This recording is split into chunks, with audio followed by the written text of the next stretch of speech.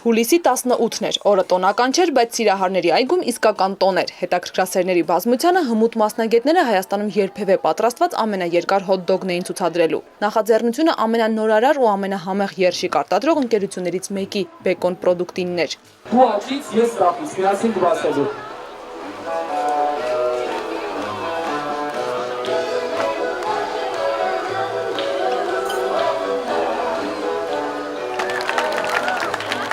Անցյալ տարի հիշում եք 3 մետրանոց երշիկը ներկայացրեցինք մեր հանրությանը, մեր սպառողին։ Այս տարի այդ ամենաների շարքից Բեկոն Պրոդուկտը ներկայացնում ամենաերկար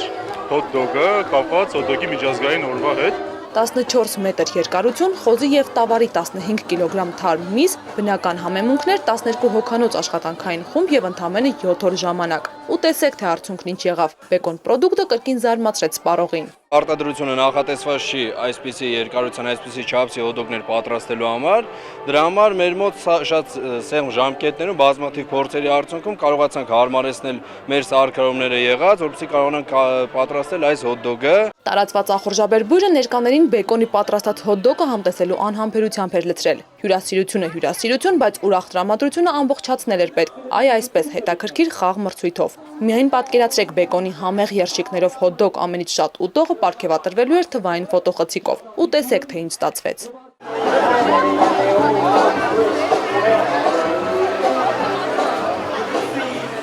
Շատակերների մրցույթ կատակում էին բոլորն ու ուզում դառնալ խաղի մասնակից։ Ինչևէ, մրցույթը գտավ իր հաղթողին։ Սա փաստորեն քո առասարակ ռեկորդն է, չէ՞ ընդհանրում հոթ-դոգ ուտելու։ Ինչեւ այս 8.5 ռեկորդ,